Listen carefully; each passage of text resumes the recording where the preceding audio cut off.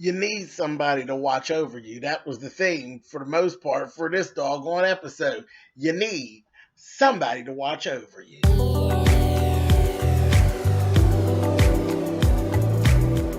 And I'm like, come on through, Cookie. Come on up on my soapbox. That's basically it. Let's talk about drag and all its forms.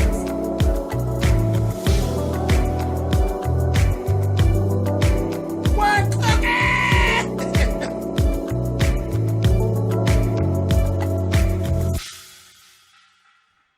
Hey guys, thanks so much for clicking on the video. This is episode 11, season 3 of Empire. This is my review. Let's get to it.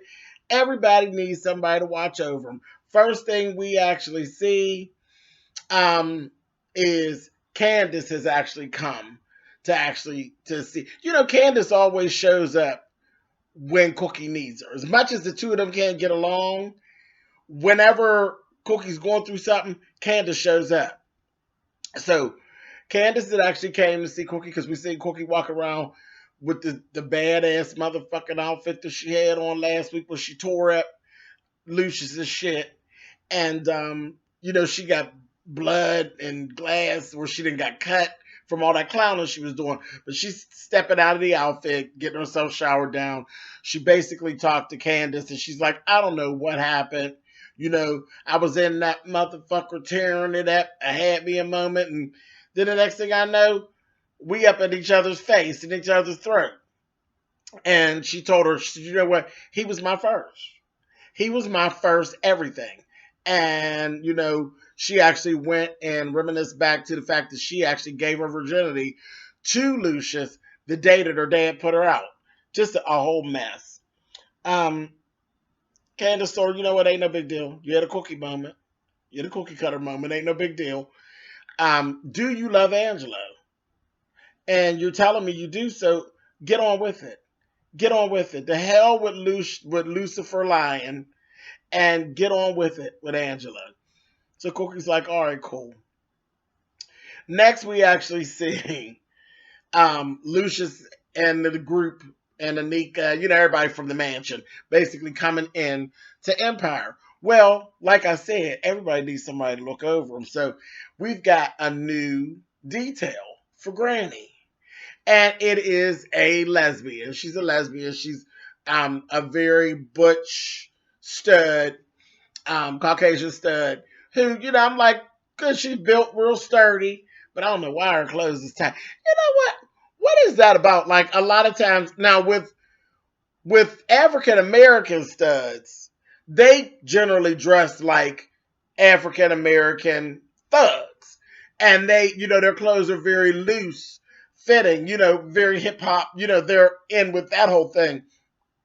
But the Caucasian studs, their clothes be tight, the motherfucker. Like, I just don't understand that. But I guess they kind of dress like white dudes, I guess. But I'm just looking at her with this coat, and I mean, this coat was tight, baby. It was hunched all up on her back and pinching in the back. I said, girl, if a fight break out, bitch, God help you, honey. But anyway, I'm off topic. Let me get back off my soapbox. But bam, and I'm back. Let's move on. So Granny is just not having it. Granny being rude. Granny said, are you a girl or a boy? You know, she went all there. But again, remember, she's from that time period. Ignorant. So they go through all that. So, she, you know, they move on throughout the thing. Of course, she knows, watch Granny's ass. So, next we see Hakeem sitting down doing they're working on a video for old girl Tiana. And they're trying out dancers and stuff. And the girls, they had these 4 girls, they was really jamming. They really were. And the whole subject of Bella had actually came in. And Tiana's like, Bella has a mother. I'm not trying to fit in to that mold of trying to be Bella's mother or anything like that. I just ain't really with that. She ain't feeling the stepmommy role, period. Well, at some point, Hakeem's like, you know what, Bella is part of me, so you're going to have to learn to get used to Bella. It is what it is. Boom, done deal. So Granny ends up coming in. Child, Granny's, looking around and everything. And it shows Granny, Granny hates Anika. But Granny likes Tiana for some reason. I don't know why, but Granny likes Tiana. It's because she probably don't know too much about Tiana. Because if she knew enough about Tiana, she know Tiana is a carpet muncher as well. But whatever. But Granny likes Tiana, and she's like, "That's that girl over there that's going to be my new granddaughter." I was like, "Oh, here we go." So then there's one of the dancers, cute girl. She tells her, "Come on down here, honey." Sends her over. She tells her, she said, "You get you a career, honey. Hakeem will give you whatever you need, honey. Just this is what I want you to do." And she came down, she met her and that. She said, "Go over there. You see that she over there? Go over there, stand in front of her, start a little conversation, and then take this handkerchief and drop it on the ground. Bend over real good. I want Hakeem to see what you're working with, really see how limber you are, girl. And then, yeah, and then trust me, after that, Granny take care of you, girl. You can get anything you want. You have a career, girl. Don't worry about it." So the girl goes over there and do it. Well, as soon as the girl leans over, of course, Studley Mac, honey, is all in it, honey, eyes wide open, honey. Baby, when she did, Granny done slipped on out. I said, Lord have mercy. She slipped out. Then we actually see she done slid her ass down and she ended up seeing Tariq. Granny's still working with Tariq. She done cussed Tariq out. So you said you was going to get rid of that boo-boo kitty. I'm so sick of her ass. Now he done gave her a job. This, that, thing, that. So she's bringing Tariq up to date on the shit. And then told her, and Cookie hates Boo Boo Kitty as well. And I think Boo Boo Kitty knows something, and that's why. So we end up later on seeing that Tariq ends up going up on to Anika and lets Anika know, "We know you know something. Here's your paperwork, baby. You're going to be testifying against Lucius, and we're going to put you into protective custody because you need somebody to watch over you, baby. Because if not, you're going to end up floating in the Hudson." So she's like, "What about my baby?" He said, "I'm going to come back tomorrow. You get the both of you together, and we'll take care of it." A mess. A little bit before that all happened, Anika and Becky kind of had a run-in. And of course, Becky's feeling some kind of way because Anika basically has her job. And Anika told her, she noticed what was going on. She said, "Becky, you know what? I understand how you feel. I know you wanted this job, but you know what? You probably aren't really ready for exactly what it is I do, but I'm telling you what I'm going to do. I'm going to be leaning on you a lot. And I'm going to bring you up to speed on what it is that I actually do. And within a year or two, I promise you, Becky, you'll be doing my job. I'll have moved on and you'll be doing my job. So just work with me. I got you." And Becky kind of just looked at her. Then Tiana has said something to Anika about, she wanted her opinion or something about the video shoot and the run through, a fashion run through and the dancer run through. And Anika was like, "You know what? Becky's actually I'm going to put Becky in charge. Whatever Becky says, go with it. Becky got my back.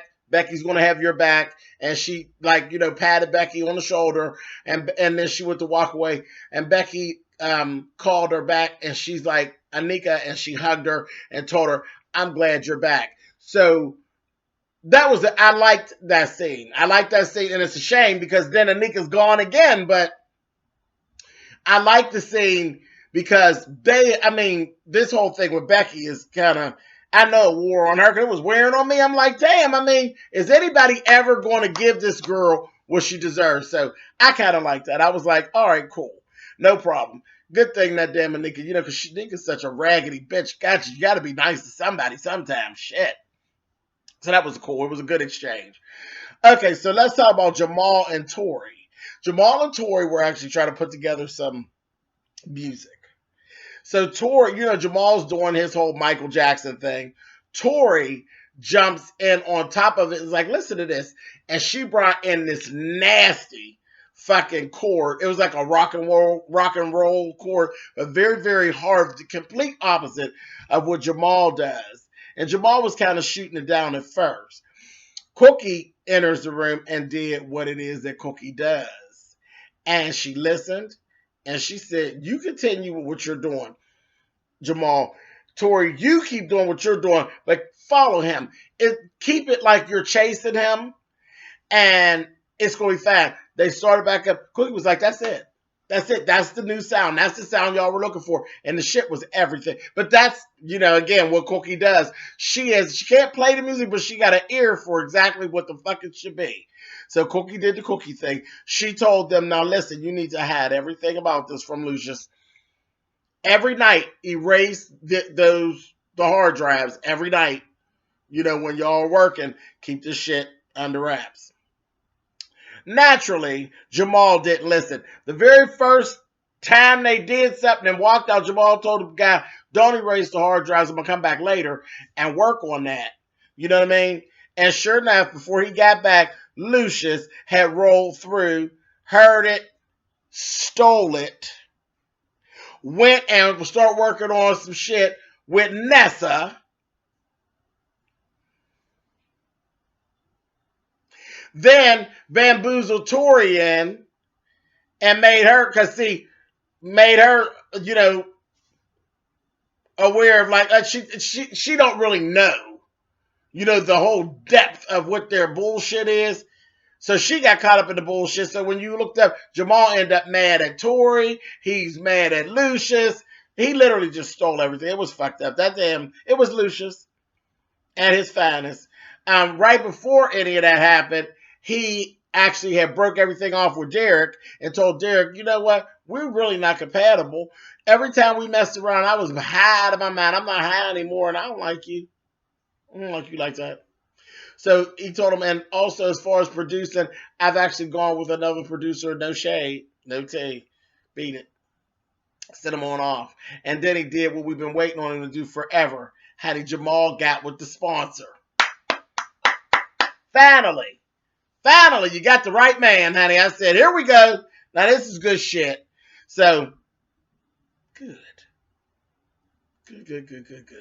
And the sponsor is better for Jamal anyway, because he'll be able to talk. Because that's what he's like. He's like, listen to you, y'all mad at everybody, and you jump into conclusions, is what he was telling him, because he was pissed off with Tori at that point. He was like, I should have trusted her. He was like, I don't know, I think you're moving too fast. But baby put that tongue down his throat, honey, and he wasn't thinking no more about Tori, honey. He was reaching to get his shit off, honey.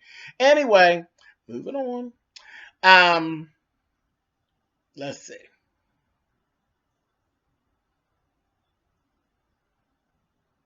Andre and that damn Shine. So Shine brings in one of his little thugs, and he introduced him to Andre, and he's like, fuck him, And Andre's like, no, he told him, he said, Andre's family, so you got to get used to him. Andre put his hand out to shake his hand. He spit on the ground. I thought he had spit on Andre. I was like, he spit on the ground. He was like, fuck him. He's real hard and cold. So they had this whole thing about this deal with this guy Raphael they knew, and all of this stuff about going to Vegas and some more double crossing Lucius shit. And he told Shine, it is what it is. Shine told him, he said, Nessa told me about them pills you take. Nessa tells me everything. He doesn't trust Andre. He's like, dude, you think I'm supposed to trust you with my business? You kind of crazy. He's like, I got all my shit together. I know what I'm doing. And he's like, and I'm not ready to kill Lucius just yet. We need to keep Lucius alive until this, and this. So that kind of eased Shine's mind, because he's thinking, this motherfucker's crazy. He's plotting on killing his dad. Then this bitch is telling me that you take a crazy pill. Motherfucker, you're crazy for real. Certifiable. Like, yeah, he really is. So they go ahead on. Before Anika got on the bus and left, she ends up giving Bella to Hakeem and told Hakeem, I need you to step up. Just take Bella. I'll be back. And he's like, when you coming back? I got things I got to do. She's like, for one time in your life, I need you to step up. I'll be back. I don't know how long I'm going to be, but I'll be back. But she led him to believe it would be a couple hours. That bitch dashed on off. Last time we said we saw Boo Boo Kitty on a bus leaving. She was gone crying, leaving. A mess. In the meantime, in between time, Angelo and Cookie end up meeting up because Cookie was in the office. Her assistant seen the parole officers. They was looking kind of suspect. And she pulled Cookie to the side. She's like, what is they doing? Cookie called Angelo. Angelo called in, found out, yeah, they had violated Cookie's parole. They was coming to get her. And she snuck out the back. And Angelo picked her up. And he immediately put the shit on Lucius. He figured that Lucius did it. So they end up going over to Lucius' house. He go over to Lucius's to talk shit to Lucius. Tell Lucius, you better leave Cookie alone or we're going to have a problem. We're going to have a problem. And Lucius told him, I didn't do this. But first of all, don't you bring your monkey ass to my house talking no goddamn shit. Because it'll be off with your motherfucking head. Baby, he told him, he said, listen, let me tell you something, Lucius. If I have to come for you, once they got it all straightened out, and he told her, Cookie's like, I promise you this is Tyreek. This sounds just like Tyreek. And again, they don't really know that Anika's gone yet. He said, Angelo told Lucius when he was leaving, if I do have to come for you, you're going to experience a pain that you've never experienced before. Believe that. You'll know that I came for you. I said, listen to Angelo talking some good shit. But I don't think you want to really tussle with Lucius for real, Angelo. But go ahead, baby. It sounds good. It look good. But I don't think you want none of that. And Cookie sitting there, she just got herself posed up, going out the door. I said, Cookie, you fucking bitch. She's a hot ass mess. So last thing. So we finally get to the meeting with Shine, Andre, the little thug, and then we meet Raphael, and then we meet his wife, Juliana. So Juliana's there, and when Raphael first sees Andre, says, Andre Lyons. He said, Lucius Lyons' son, Andre? He said, said, Juliana, come here, bitch. You set me up. She's like, I ain't set you up. I didn't know he was bringing him this, that, and the other. Man, he smacked her all up in her face and shit. And it's Nia Long. Bitch, clean to the motherfucker. Clean, you hear me? He smacked her all up in her face and shit and was grabbing her. Real abusive. And Andre was like, hey, I ain't feeling that. I ain't feeling you hitting on her like that and shit. What is that all about? And he said, you set me up. She's like, I didn't set you up. I didn't know, this, that, thing, and the other, whatever. So he take her, smack her real good again, and send her on, back. They in an old warehouse. Send her on back over there. So she's standing there with her back turned, and you see her in her purse. And he pull out his gun. He got his gun out because he's just suspicious of everything.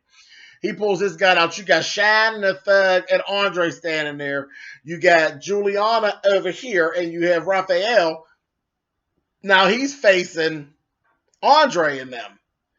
Baby, when I tell you Juliana turned around and blew Raphael's motherfucking brains out and left that motherfucker laying on the ground, he's her husband, laying on the ground. The motherfucking thug, which is the one that actually interacts directly with Raphael, says to Juliana, bitch, what'd you do that for? And then he pulls the gun on her and he get ready to do her. And baby Shine blew his motherfucking head off. I said, oh, good evening. Blew his head off. Him and Raphael laying down there, head to head, side to side, shoulder to shoulder. I said, good. And then Andre going to ease his own ass on over there on Juliana, going to say, you all right? I said, oh, wait a minute now. Slow your roll. Ease on over there. And Juliana said, it's fine. Everything's fine. That bitch is hard as nails. It's fine. Shine, she going to look at Shine and say, thank you for that. I said, oh, shit. So I am so here for Nia Long and whatever it is. This Juliana is a fucking mess. I'm here for the bitch. I am here for her. I don't know what that bitch got going on, but I am so here for it. And I look, Andre look a little sweet on her. I said, you better back off. You better lay low. You better watch it. Because Nessa ain't got good sense either. All right, y'all. So this was some good shit. Good shit. Good shit. I'll see y'all next week.